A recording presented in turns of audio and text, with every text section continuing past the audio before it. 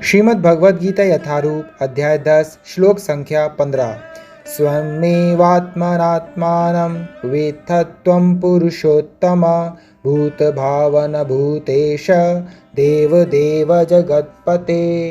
हे परम पुरुष, हे सबके उद्गम, हे समस्त प्राणियों के स्वामी, हे देवों के देव, हे ब्रह्मांड के प्रभु, निसंदेह एकमात्र आप ही अपने को अपनी अंतरंगा शक्ति से जानने वाले हैं।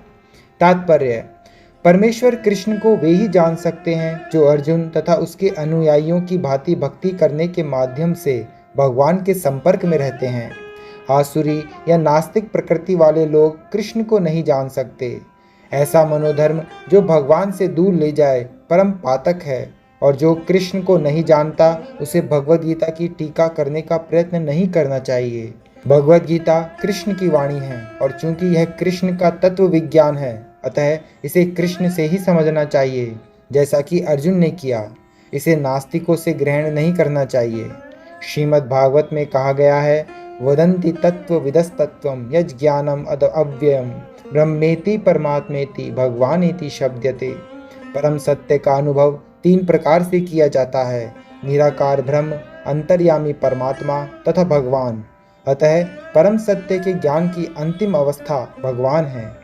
हो सकता है कि सामान्य व्यक्ति अथवा ऐसा मुक्त पुरुष भी जिसने निराकार ब्रह्म अथवा अंतर्यामी परमात्मा का साक्षात्कार किया है, भगवान को न समझ पाए। अतः ऐसे व्यक्तियों को चाहिए कि वे भगवान को भगवद गीता के श्लोकों से जानने का प्रयास करें, जिन्हें स्वयं कृष्ण ने कहा है। कभी कभी निर्विशेषवादी कृष्ण को भगवान के रूप में या उनकी प्रामाणिकता को स्वीकार करते हैं, किंतु अनेक मुक्त पुरुष कृष्ण को पुरुषोत्तम रूप में नहीं समझ पाते। इसलिए अर्जुन उन्हें पुरुषोत्तम कहकर संबोधित करता है। इतने पर भी कुछ लोग यह नहीं समझ पाते कि कृष्ण समस्त जीवों के जनक हैं, इसलिए अर्जुन उन्हें भूत भावन कहकर संबोधित करता है। यदि कोई उन्हें भूत भावन के रूप में समझ लेता है, तो भी वह उन्हें परम नियंता के रूप में नहीं जान पाता। इसलिए उन्हें यहाँ पर भूतेश या परम नियंता कहा गया है। यदि कोई भूतेश रूप में भी उन्हें समझ लेता है, तो भी उन्हें समस्त देवताओं के उद्गम रूप में नहीं समझ पाता।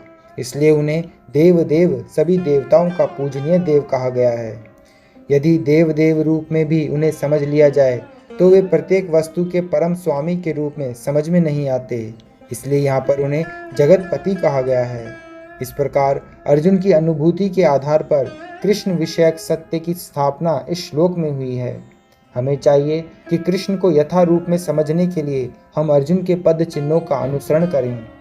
हरे कृष्ण।